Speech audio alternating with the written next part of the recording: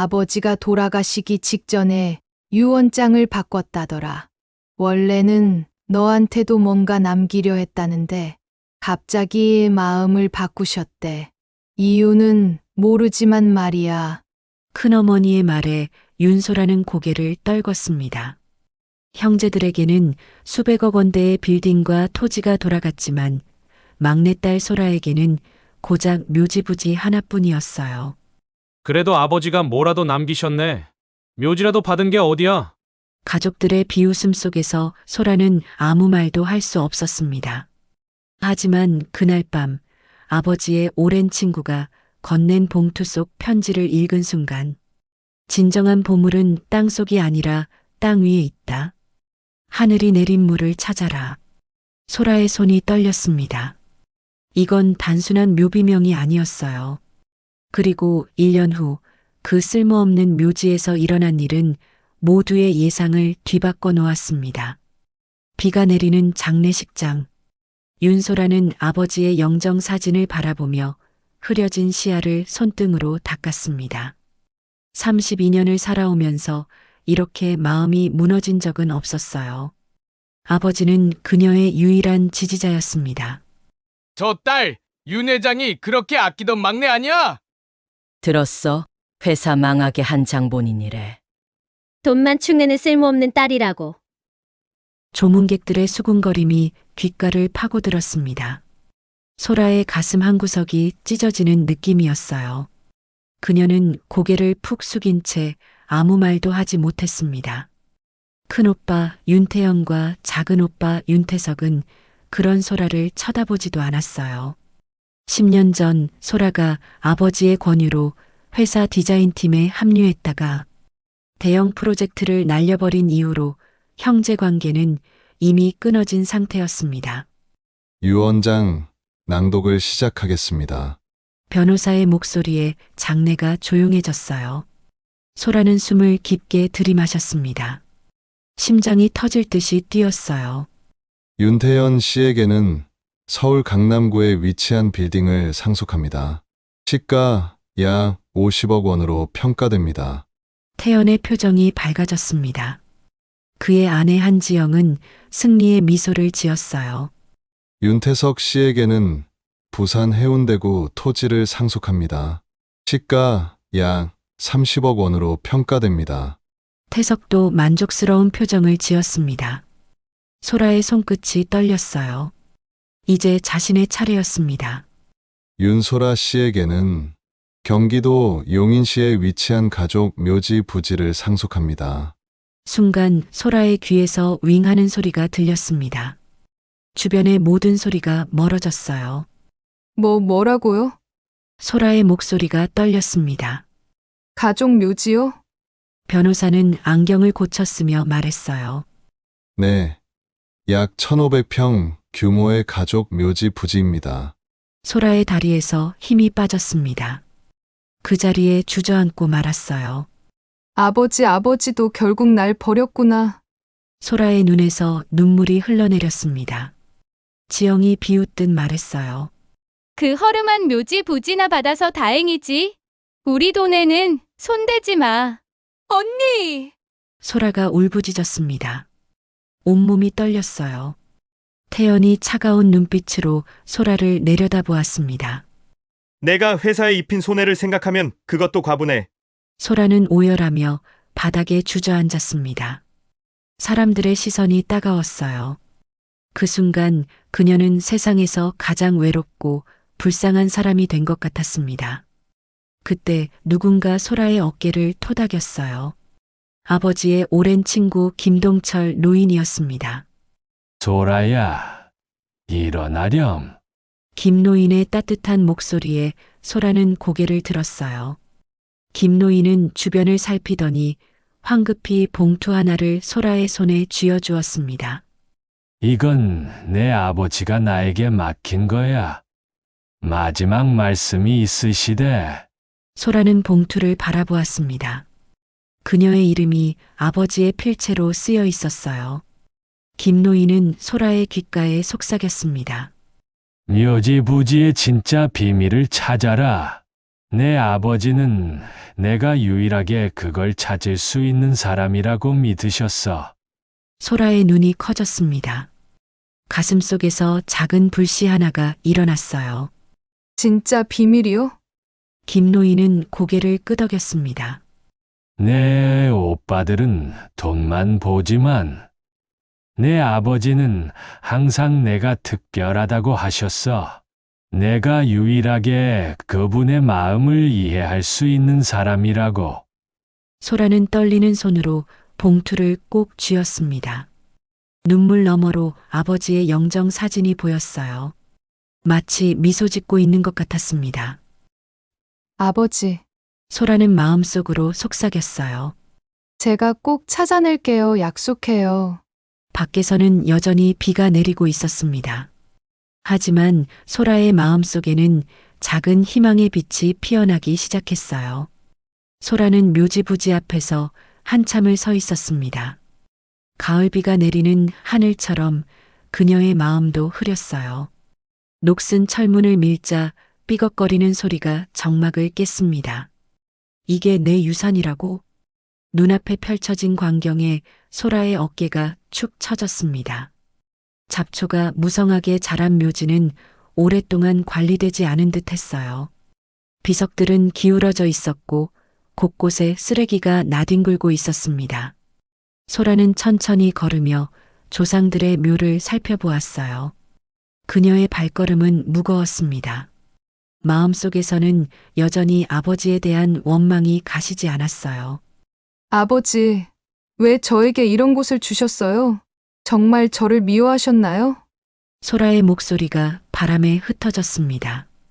그때 작은 석조 건물이 눈에 들어왔어요. 묘지 관리소인 것 같았습니다. 문을 열자 먼지가 일었어요. 소라는 기침을 하며 안으로 들어갔습니다. 낡은 책상과 의자, 그리고 벽에 걸린 묘지 배치도가 보였어요. 그리고 구석에는 작은 금고가 있었습니다. 소라의 심장이 빠르게 뛰었어요. 아버지의 봉투에서 꺼낸 열쇠로 금고를 열자 그 안에는 두툼한 봉투와 노트 한 권이 들어 있었습니다. 떨리는 손으로 봉투를 열었어요. 현금 다발이 빼곡히 들어 있었습니다. 소라는 숨을 들이켰어요. 이게 10억이 넘을 것 같은데. 노트를 펼쳤습니다. 첫 페이지에는 아버지의 글씨체로 메시지가 적혀 있었어요. 소라야, 미안하다. 너만이 이 땅을 구할 수 있다. 소라의 눈에서 눈물이 흘러내렸습니다. 노트를 넘기자 지도가 나왔어요. 묘지 부지와 그 아래에 그려진 복잡한 터널 구조였습니다. 이게 무슨 뜻이지? 마지막 페이지에는 충격적인 내용이 적혀 있었어요. 묘지 부지 아래에는 버려진 폐광산이 있다. 25년간 이 비밀을 지켜왔다. 소라의 손이 떨렸습니다. 머릿속이 하얘졌어요. 그 순간 문이 열리는 소리가 들렸습니다. 왔구나. 소라야. 김동철 노인이 들어왔어요. 소라는 눈물을 닦으며 일어섰습니다. 김 아저씨, 이게 다 무슨 일이에요? 묘지 아래에 광산이라니. 김 노인은 깊은 한숨을 내쉬었어요. 내 아버지가 평생을 바쳐 지켜온 비밀이야. 그는 낡은 의자에 앉아 이야기를 시작했습니다. 25년 전, 이 폐광산에서 큰 사고가 있었어. 그때 내 아버지의 첫사랑 이마늘이라는 여성이 사망했지. 소라의 눈이 커졌어요. 첫사랑이요? 그래. 하늘은 열정적인 환경운동가였어. 이 광산의 오염 문제를 조사하다 사고를 당했지. 내 아버지는 그녀의 유해를 이 가족 묘지에 몰래 안치했어. 김 노인의 눈에도 눈물이 고였습니다. 그는 계속 이야기했어요. 내 아버지는 평생 죄책감에 시달렸어. 그래서 모든 재산을 쏟아부어 비밀리에 광산 정화 작업을 해왔지. 하지만 혼자서는 역부족이었어. 소라는 노트를 꽉 쥐었습니다. 가슴이 아팠어요. 그런데 왜 저에게? 김노인은 미소 지었습니다. 내가 하늘을 닮았거든. 같은 열정, 같은 순수함을 가졌어. 내 아버지는 내가 이 일을 완성할 수 있는 유일한 사람이라고 믿었지. 김노인은 작은 상자를 건넸어요. 이건 내 아버지의 일기장이야. 한번 읽어봐. 소라는 일기장을 펼쳤습니다. 그녀의 이름이 가득했어요. 소라가 오늘 첫 발표를 했다. 하늘처럼 열정적인 모습이 자랑스럽다. 소라는 실패해도 다시 일어선다. 내 딸이 너무 자랑스럽다. 소라의 눈에서 눈물이 하염없이 흘러내렸습니다. 가슴속에서 무언가가 따뜻하게 일렁였어요. 아버지는 나를 사랑했던 거구나. 소라는 창밖을 바라보았습니다. 묘지 위로 비가 그치고 햇살이 비추기 시작했어요. 그녀의 마음속에도 작은 희망의 빛이 일어났습니다. 서울중앙법원의 복도는 긴장감으로 가득했습니다. 소라는 떨리는 손으로 서류 가방을 꼭 쥐었어요. 변호사와 나눈 마지막 대화가 머릿속을 맴돌았습니다. 준비됐어요? 변호사가 물었어요. 소라는 깊은 숨을 들이마셨습니다. 심장이 쿵쾅거렸어요. 네, 할 수 있어요. 하지만 법정 문이 열리는 순간 소라의 발걸음이 무거워졌습니다. 저 앞에 큰오빠 태연과 그의 아내 지영이 차가운 표정으로 앉아 있었어요. 작은 오빠 태석도 그들 옆에 있었습니다. 소라의 목이 말랐어요. 법정에 들어서자 온몸이 얼어붙는 듯한 느낌이었습니다. 재판을 시작하겠습니다. 판사의 선언과 함께 지영의 변호사가 자리에서 일어났어요. 저희는 윤소라 씨의 정신적 무능력을 이유로 유언장 효력 무효 소송을 제기합니다. 소라의 귀에서 윙 하는 소리가 들렸습니다. 정신적 무능력이라니? 마음속에서 분노가 치밀어 올랐어요. 지영이 증인석에 섰습니다. 그녀의 입가에는 작은 미소가 스쳤어요. 저 여자는 우리 아버지 회사를 망하게 한 장본인입니다. 지영의 목소리가 높아졌습니다. 정신병력도 있고요. 법정이 술렁였어요. 소라는 고개를 푹 숙였습니다. 다리가 후들거렸어요.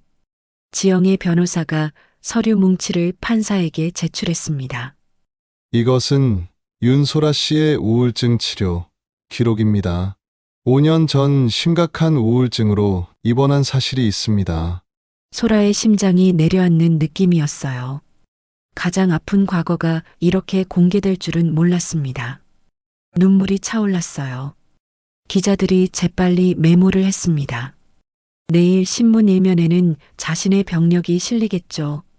소라는 손톱을 손바닥에 파묻었어요. 아팠지만 그래야 울지 않을 수 있었습니다. 소라의 변호사가 일어났어요. 변호인 측 반박하시겠습니까? 소라는 천천히 일어났습니다. 온몸이 떨렸어요. 하지만 이제 물러설 수 없었습니다. 제가 직접 말씀드리고 싶습니다. 법정이 조용해졌어요. 소라는 떨리는 손으로 아버지의 노트를 꺼냈습니다. 이 유산은 단순한 묘지 부지가 아닙니다. 소라의 목소리가 점점 커졌어요. 묘지 부지 아래에는 폐광산이 있어요. 25년간 방치된 환경 오염의 시한폭탄입니다. 법정이 술렁였습니다. 소라는 지도를 펼쳤어요. 이 지하수맥은 주변 마을까지 연결되어 있어요. 오염물질이 퍼지면 돌이킬 수 없는 재앙이 될 겁니다. 지영이 코웃음을 쳤습니다. 또 망상이 시작됐네. 하지만 판사의 표정이 심각해졌어요. 소라는 아버지의 연구 자료를 하나씩 제출했습니다. 아버지는 25년간 이 문제를 해결하기 위해 노력하셨어요. 그리고 저에게 이 일을 맡기신 겁니다. 갑자기 태연이 자리에서 일어났어요. 이런 위험한 곳이라면 소라가 그 땅을 받는 게 맞겠군요. 그의 목소리는 냉랭했습니다. 우리 가족의 위험과는 무관해야죠. 소라의 가슴이 찢어지는 듯 했어요. 형제라는 사람이 이렇게 차가울 수 있다니. 눈물이 왈칵 쏟아질 것 같았습니다. 절체절명의 순간 소라의 머릿속에 이마늘의 얼굴이 떠올랐어요. 아버지의 첫사랑이자 환경운동가였던 그녀. 소라는 깊은 숨을 들이마셨습니다. 저는 이 묘지와 폐광산을 친환경 추모공원으로 만들겠습니다. 소라의 선언에 법정이 조용해졌어요. 그녀의 눈빛이 달라졌습니다. 이제 두려움 대신 결단이 보였어요. 아버지가 꿈꾸던 정화 사업을 완성하고 지역 주민들에게 안전한 공간을 돌려드리겠습니다. 저에게 기회를 주세요.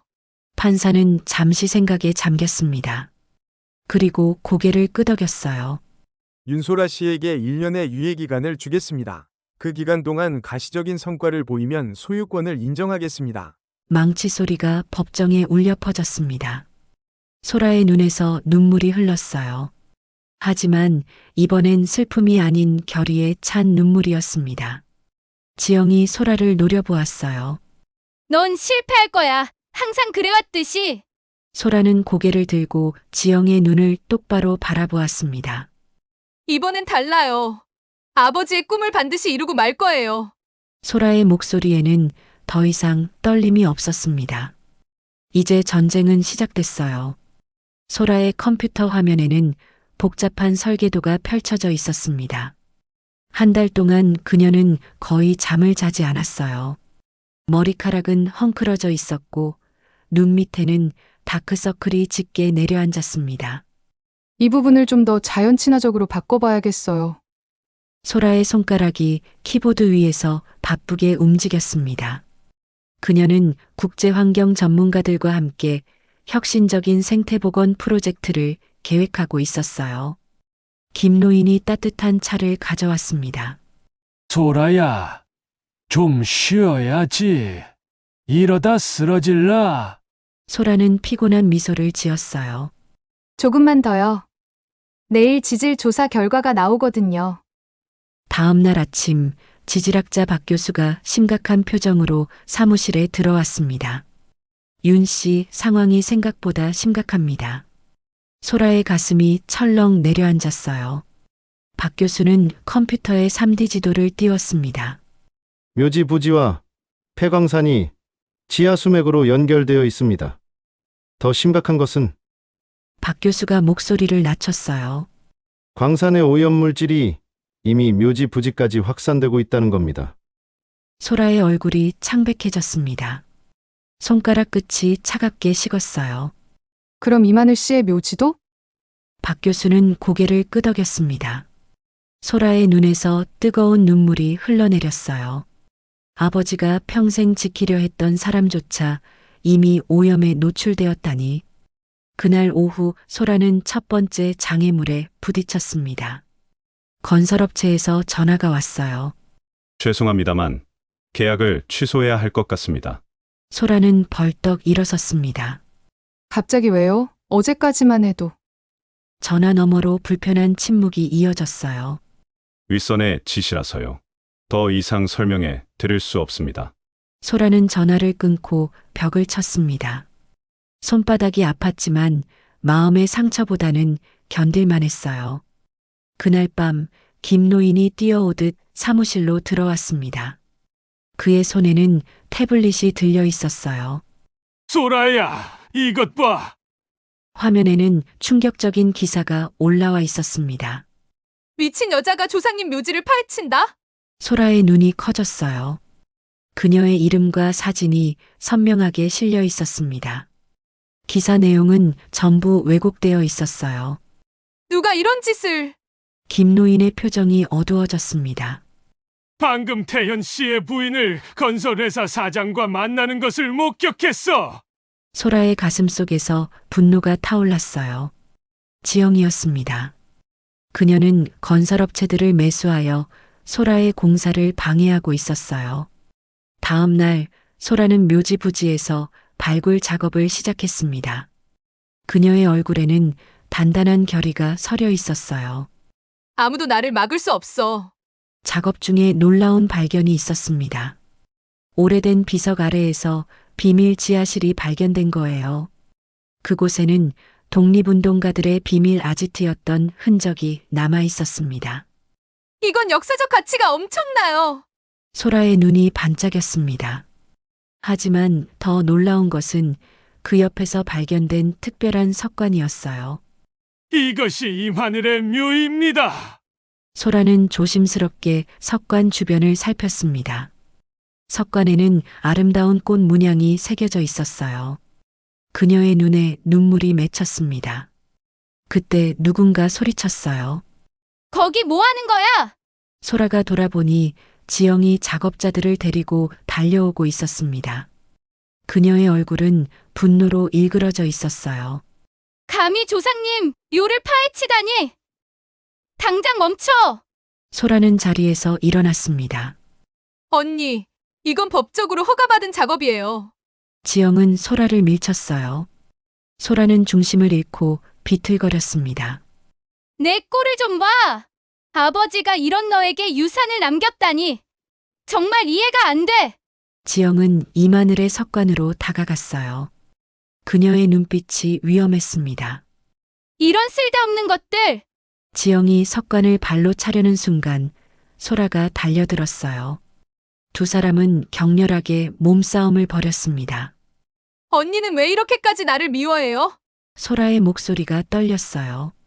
눈물이 뺨을 타고 흘러내렸습니다. 지영의 표정이 순간 무너졌어요. 그녀의 눈에도 눈물이 고였습니다. 내 아버지가 우리 집안을 망쳤기 때문이야! 내 아버지는 윤 회장 때문에 자살했어! 소라는 얼어붙었습니다. 충격으로 말을 잇지 못했어요. 그때 경찰 사이렌 소리가 들렸습니다. 누군가 신고한 모양이었어요. 소라는 땅바닥에 주저앉았습니다. 오늘의 발견과 지영의 고백, 그리고 끝없는 방해 공작. 그녀의 어깨가 무거웠어요. 하지만 이마늘의 석관을 바라보며 소라의 마음속에 다시 불꽃이 일어났습니다. 이제 더 이상 물러설 수 없었어요. 비가 내리는 이른 아침이었습니다. 소라는 실험실 창가에 서서 묘지 부지를 바라보고 있었어요. 6개월이 지났지만 프로젝트는 크게 진전되지 않았습니다. 지영의 방해는 계속되었고 자금은 바닥을 드러내고 있었어요. 이대로 포기해야 하나. 소라의 한숨이 창문에 서리를 만들었습니다. 그때 실험실 문이 벌컥 열렸어요. 박 교수가 흥분한 표정으로 뛰어들어왔습니다. 윤 씨! 믿을 수 없는 일이 일어났어요!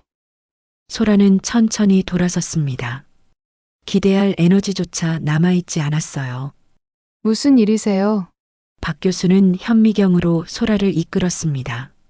폐광산과 연결된 묘지 부지의 지하수에서 채취한 샘플을 보세요. 소라는 의문스러운 표정으로 현미경을 들여다보았어요. 눈앞에 작은 미생물들이 활발하게 움직이고 있었습니다. 이게 뭔가요? 박 교수의 눈이 반짝였어요. 이건 오염, 물질을 분해하는 희귀 미생물입니다. 자연적으로 생성된 환경정화 시스템이라고 볼 수 있어요. 소라의 눈이 커졌습니다. 가슴이 두근거렸어요. 그게 정말인가요? 박 교수는 신나게 설명했습니다. 이 미생물은 강산의 독성 물질을 분해하는 특별한 능력을 가지고 있어요. 25년간 자연적으로 진화한 것 같습니다. 소라의 눈에 눈물이 고였어요. 아버지가 25년간 노력했던 정화 작업이 자연의 기적을 만들어낸 것이었습니다. 아버지, 소라의 목소리가 떨렸어요. 아버지가 결국 해내신 거네요. 그날 저녁 소라의 프로젝트가 국제환경상 후보에 올랐다는 소식이 전해졌습니다. 세계적인 환경 전문가들이 이 희귀 미생물에 관심을 보였어요. 소라의 사무실 전화가 쉴 새 없이 울렸습니다. 언론사들의 인터뷰 요청이 쏟아졌어요. 한 주가 지난 후 예상치 못한 방문객이 사무실 문을 두드렸습니다. 들어오세요. 문이 열리고 작은 오빠 태석이 들어왔어요. 소라는 의자에서 벌떡 일어났습니다. 심장이 빠르게 뛰었어요. 오빠! 태석의 얼굴은 피곤해 보였습니다. 그는 의자에 무겁게 앉았어요. 소라야, 할 말이 있어. 소라는 긴장된 표정으로 고개를 끄덕였습니다. 태석은 깊은 한숨을 내쉬었어요. 지영이 너의 프로젝트를 방해한 건 다 알고 있었어. 소라의 얼굴이 굳었습니다. 가슴 속에서 분노가 치밀어 올랐어요. 그런데 왜? 태석은 고개를 숙였습니다. 그의 어깨가 떨렸어요. 겁이 났어. 지영이 우리 가족의 비밀을 알고 있거든. 소라는 눈을 깜빡였습니다. 비밀? 태석은 비통한 표정으로 말했어요. 아버지가 지영이 아버지의 회사를 인수하는 과정에서 불법적인 일이 있었어. 지영의 아버지는 그 충격으로 소라의 몸이 얼어붙었습니다. 지영의 미움이 이해되기 시작했어요. 태석은 서류 봉투를 건넸습니다. 이건 지영이 방해 공작의 증거야. 난 더 이상 이 일에 가담할 수 없어. 소라는 떨리는 손으로 봉투를 받았어요. 태석의 눈에는 진심이 담겨 있었습니다. 내가 자랑스러워. 소라야. 넌 우리와 달라. 그날 밤 소라의 프로젝트 소식을 들은 지역 주민들이 자발적으로 모여들기 시작했습니다. 그들은 자신들의 고향을 살리겠다는 소라의 노력에 감동받았어요. 우리가 도울게요. 할머니 한 분이 말씀하셨습니다. 이 마을은 우리 모두의 고향이니까요. 소라는 마음이 뭉클해졌어요. 주민들이 가져온 도시락을 나눠 먹으며 그녀는 처음으로 진정한 소속감을 느꼈습니다. 2달 후 소라는 충격적인 소식을 들었어요. 지영이 빚에 쫓겨 모든 것을 잃었다는 것이었습니다. 그녀가 호텔에서 쫓겨나갈 곳이 없대요. 김노인이 걱정스럽게 말했습니다. 소라는 잠시 생각에 잠겼어요. 복잡한 감정이 마음속에서 뒤엉켰습니다. 하지만 곧 결심한 듯 말했어요. 그래도 가족이니까요. 그녀에게 프로젝트 사무실의 빈 방을 쓰라고 하세요. 그리고 일자리도 제공해 드릴게요. 김노인의 눈이 커졌습니다. 정말 그렇게 할 거니? 소라는 고개를 끄덕였어요. 가슴이 따뜻해지는 느낌이었습니다. 일주일 후 지영이 소라의 사무실로 찾아왔습니다. 그녀의 모습은 예전과 달리 초라해 보였어요. 눈가에는 피곤함이 가득했습니다. 2 사람은 한동안 말없이 서로를 바라보았어요. 먼저 입을 연 것은 지영이었습니다. 미안해. 정말 미안해. 지영의 목소리가 떨렸어요. 그녀의 눈에서 눈물이 흘러내렸습니다. 소라는 다가가 조심스럽게 지영의 손을 잡았어요. 2 사람의 눈에는 이해와 용서의 빛이 깃들었습니다. 이제 함께해요. 언니. 봄바람이 부드럽게 불어오는 날이었습니다. 소라는 완성된 이만을 추모공원 입구에 서서 깊은 숨을 들이마셨어요. 1년 전 법정에서 약속했던 그날이 드디어 왔습니다. 믿을 수 없네요. 소라의 목소리가 떨렸어요. 황폐했던 묘지 부지는 이제 푸른 생명력으로 가득한 공간으로 변모했습니다. 맑은 연못, 아름다운 정원, 그리고 은은한 빛을 내는 유리 온실까지 모든 것이 꿈 같았어요. 김노인이 소라의 어깨를 토닥였습니다. 그의 눈에는 자랑스러움이 가득했어요. 내 아버지가 보면 얼마나 기뻐하실까? 소라의 눈시울이 붉어졌습니다. 가슴 속에서 따뜻한 감정이 물결쳤어요. 개장식을 앞두고 공원은 분주했습니다. 기자들과 환경 전문가들, 그리고 지역 주민들로 북적였어요. 소라의 프로젝트는 국제적인 주목을 받고 있었습니다. 태연이 다가왔어요. 그의 표정은 예전과 달리 부드러웠습니다. 소라야, 프레젠테이션 준비는 다 됐니? 소라는 미소 지었습니다. 이제 그녀와 오빠들은 함께 이 프로젝트를 이끌어가고 있었어요. 태연은 경영을, 태석은 마케팅을, 지영은 지역 사업을 담당했습니다. 네, 오빠 다 준비됐어요. 태연은 잠시 망설이더니 소라의 손을 꼭 잡았어요. 정말 자랑스럽다. 우리 소라. 소라의 마음에 오랫동안 얼어있던 한 조각이 녹아내렸습니다. 오빠의 인정을 받는 것이 이렇게 따뜻한 일인지 몰랐어요. 개장식이 시작되었습니다. 소라는 단상에 올랐어요. 수백 명의 사람들이 그녀를 바라보고 있었습니다. 순간 다리가 떨렸어요. 할 수 있어. 이제 두렵지 않아. 소라는 깊은 숨을 들이마셨습니다. 그리고 또렷한 목소리로 말하기 시작했어요. 1년 전, 저는 이곳에서 절망했습니다. 하지만 오늘 저는 희망을 봅니다. 청중들이 소라의 이야기에 귀를 기울였어요. 그녀는 아버지의 꿈, 이마늘의 이야기, 그리고 자연이 보여준 기적에 대해 이야기했습니다. 이제 저는 이해합니다. 아버지가 남겨주신 진짜 유산은 돈이 아니었어요. 그것은 생명과 치유였습니다. 소라의 목소리가 감정으로 떨렸어요. 청중들의 눈에도 눈물이 맺혔습니다. 이마늘 추모공원은 단순한 공원이 아닙니다. 이곳은 우리가 자연과 함께 어떻게 상처를 치유할 수 있는지 보여주는 증거입니다.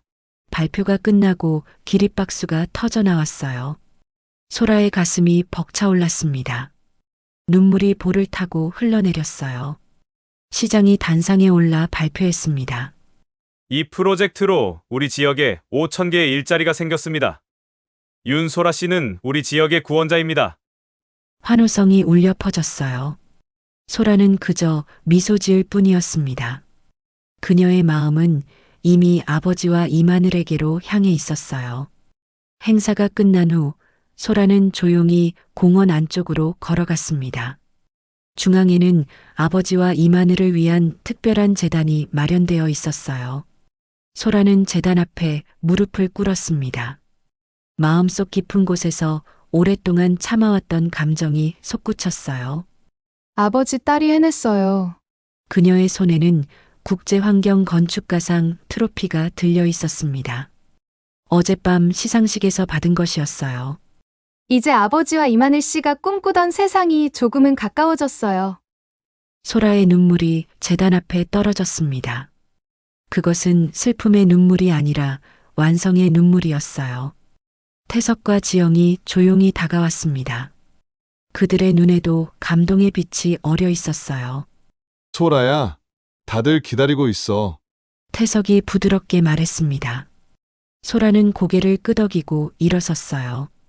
그들은 함께 공원의 작은 정자로 향했습니다. 정자에는 식사 테이블이 차려져 있었어요. 태영과 그의 아이들, 태석의 가족, 그리고 김노인까지 모두 모여 있었습니다. 오늘은 아버지의 기일이니까 다 같이 식사하자고 했지. 태연이 말했어요. 소라의 눈에 다시 눈물이 고였습니다. 이제 그들은 진정한 가족이 되어 있었어요. 고마워요, 오빠. 봄바람이 정자를 감싸 안았습니다. 소라는 하늘을 올려다보았어요. 구름 사이로 따스한 햇살이 비추고 있었습니다. 그녀의 마음속에서 마지막 응어리가 녹아내렸어요. 버려진 광산과 낡은 묘지에서 피어난 희망은 이제 모두의 것이 되었습니다. 자, 이제 시작이야. 소라는 마음속으로 속삭였어요. 가족들의 웃음소리가 공원에 울려 퍼졌습니다. 그 소리는 마치 축복처럼 들렸어요.